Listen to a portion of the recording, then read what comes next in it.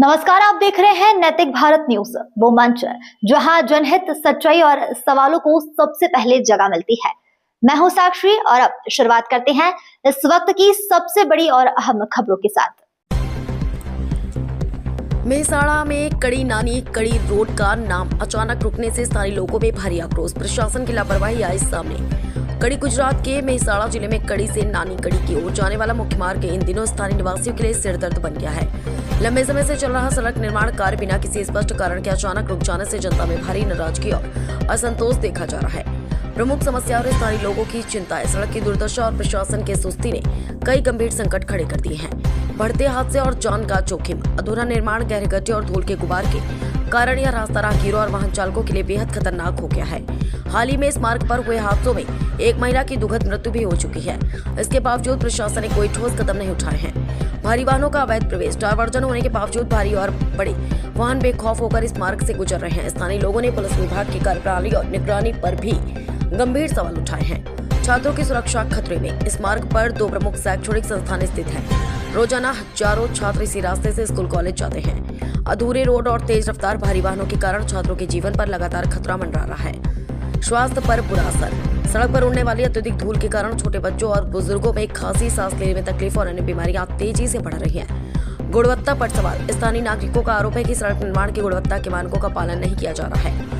निर्माण सामग्री और कार्य की कछुआ चाल को लेकर लोगों में गहरा रोष है। जनता की मांग, सड़क का निर्माण कार्य तत्काल प्रभाव से फिर से शुरू किया जाए। निर्माण कार्य की गुणवत्ता की कड़ी जांच हो।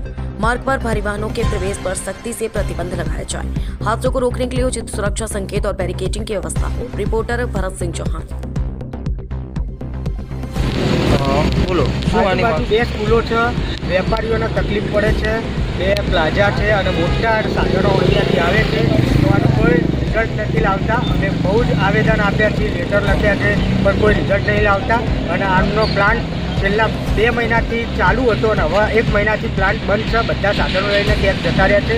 હવે હા અને મોટા ટર્બા રોજના કેટલા ટર્બાઓ જાય છે। રોજના સાહેબ 2 એક્સિડન્ટ થાય, 2-3 એક્સિડન્ટ થાય છે અને વૃદ્ધ માણસો આવતા હોય છે અને પાણીનો સંચાલન અડધો ઇંચ માટી ધૂળ જેવું બધાની દુકાનોમાં આવી જાય છે। રોજ બધાને અમારે સવાર ઉઠીને સાફ જ કરવાનું સવારથી સાંજ સુધી। તો કોઈ કામ ધંધો કરવાનો તો અમારે વેપારી લોકોને શું કરવાનું? આ તો સાફ સફાઈ જ કરવાની। તો આનું કોઈ રિઝલ્ટ નથી લાવતું। તો મારું તો એ જ કહેવું છે, હર્ષ સંઘવીભાઈ કહે છે કે અમે પ્રશ્નનું સોલ્યુશન લાવીએ તો સારું। છેલ્લા 6 મહિનાથી અમે હેરાન થઈએ, આનો પ્રશ્નનું સોલ્યુશન લાવો, બસ એવી અમારી અપેક્ષા છે।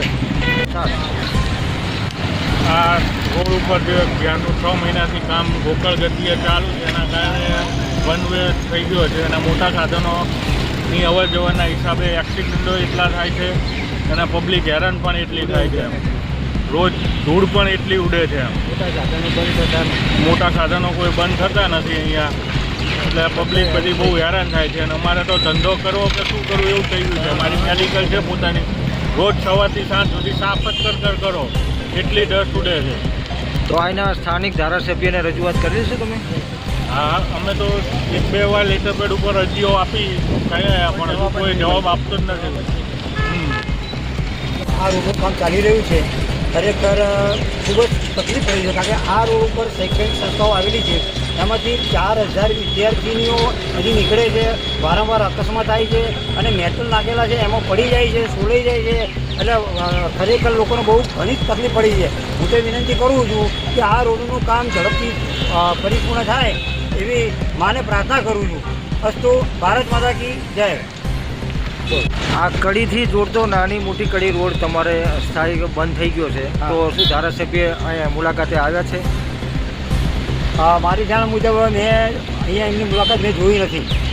કોઈ ધારાસભ્ય, કોઈ તમારે કોઈ અધિકારી, કોઈ આનું ક્યારે કામ ચાલુ થશે અને ક્યારે પબ્લિકને રાહત થશે? અમારા એના વિસ્તારના જે તાલુકા ડેલિગેટ છે એ અવારનવાર આ રોડની મુલાકાત લે છે।